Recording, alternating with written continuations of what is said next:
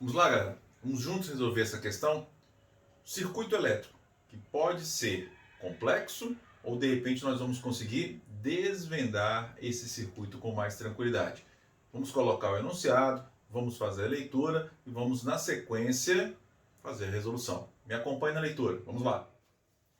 Observe com atenção o circuito a seguir, onde são indicados os valores das resistências em cada ramo, da identificação e do sentido da corrente em cada um e da força eletromotriz do gerador, sublinha, circula, ideal, que vale 160 volts. Ele dá um circuito elétrico com várias correntes, os sentidos, e nós vamos buscar na sequência para a resolução.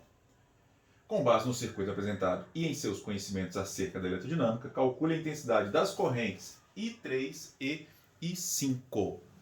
Vamos lá para a nossa resolução. Então vamos, galera. Vamos trabalhar esse circuito elétrico. Olha lá.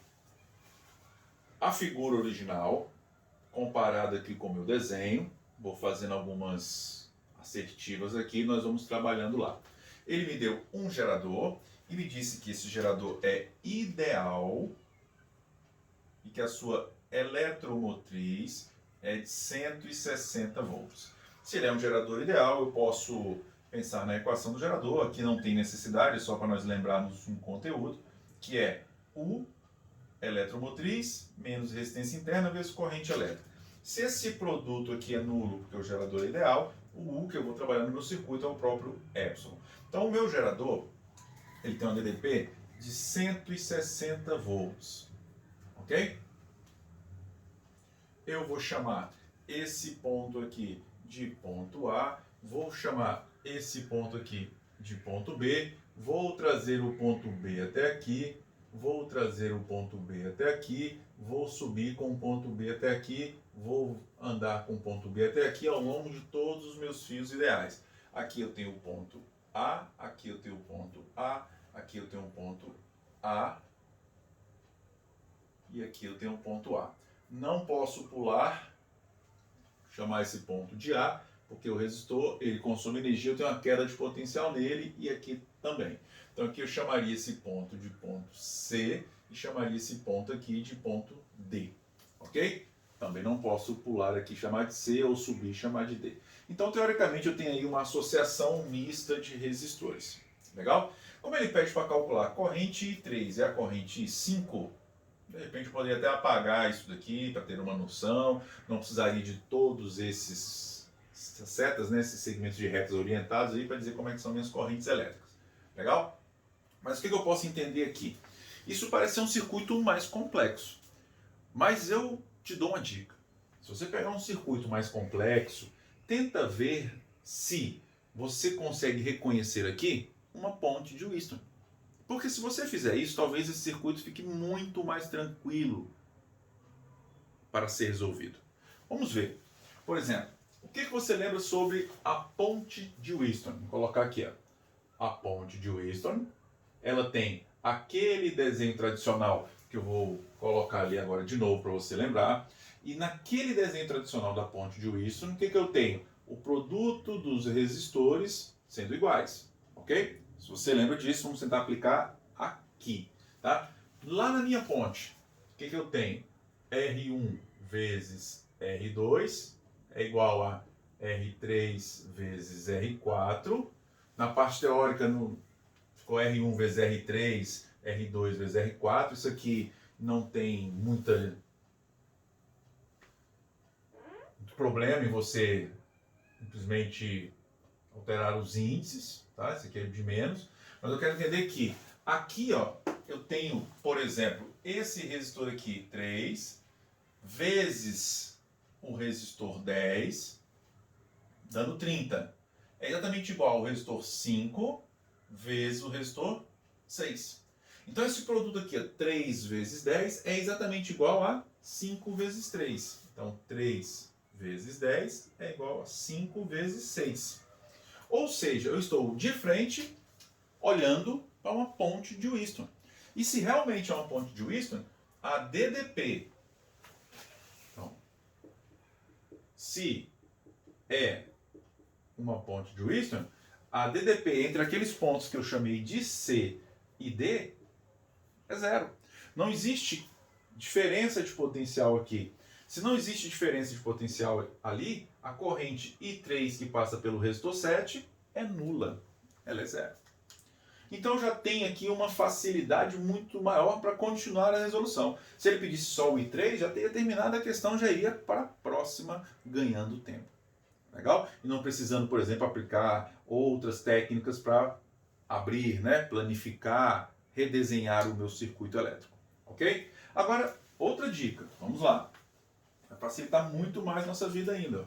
Se eu chegar aqui e apagar esse resistor, porque os pontos C e D, na verdade, são iguais, né? Não tenho ali corrente elétrica, eu posso apagar esse resistor e posso agora fazer o seguinte: esses dois resistores estão em série, esses dois estão em série, série e série, o resultado em paralelo. E é o que eu vou fazer aqui agora. Então, meu circuitinho vai estar resumido a isso aqui, ó.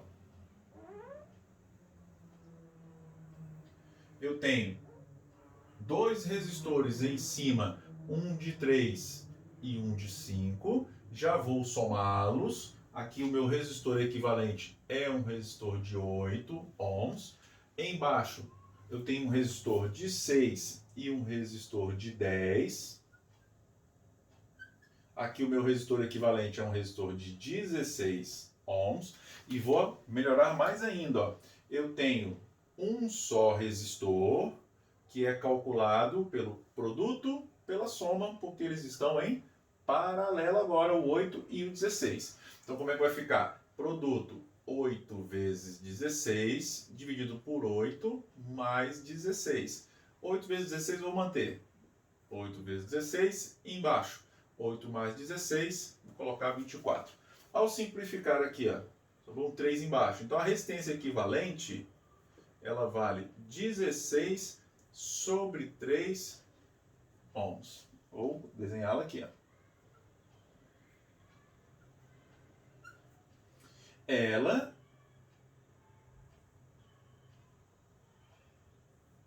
e um gerador ideal, que o texto me deu, de 160 volts. Então, para o resumo do meu circuito, eu vou aplicar a primeira lei de Ohm, descobrir qual é a corrente elétrica total.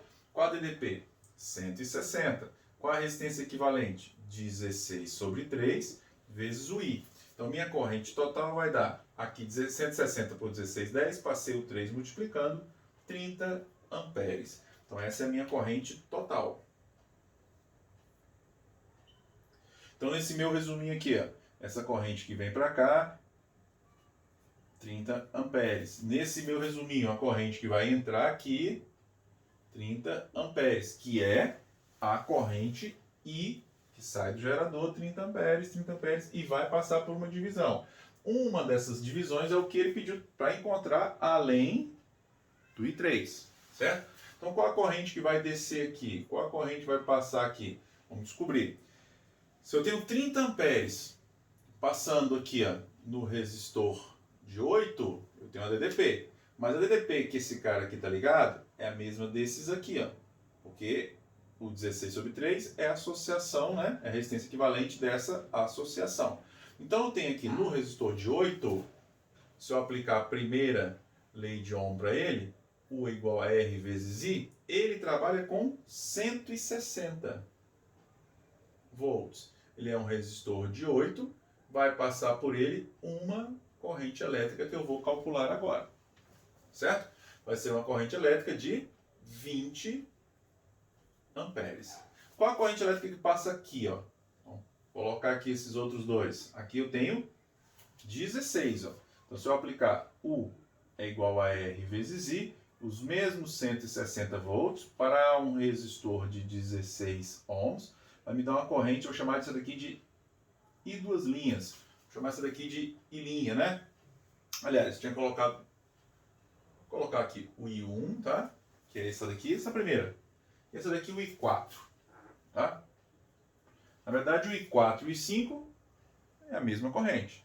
O I1 e o I2 é a mesma corrente, tá? Então aqui a corrente I4 seria uma corrente de 10 amperes. O que faz muito sentido, ó. como aqui é 2 vezes menor do que o 16, o 8 é 2 vezes menor que o 16, a corrente que passa no resistor 2 vezes menor é uma corrente 2 vezes maior.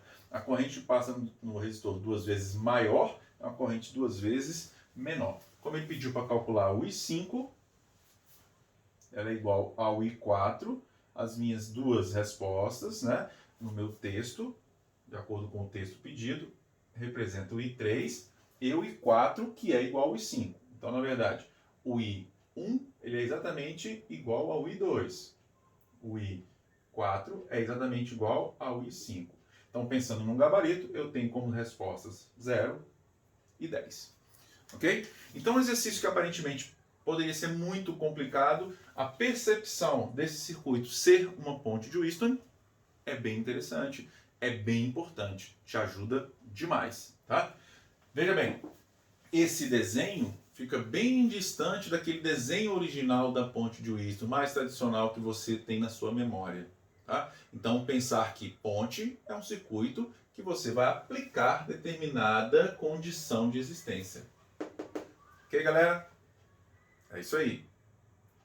Se você gostou, clique, se inscreva, curta, divulgue e você vai receber na sequência outros vídeos dessa playlist e outros vídeos de outras playlists e outros vídeos avulsos da física para você conseguir melhorar.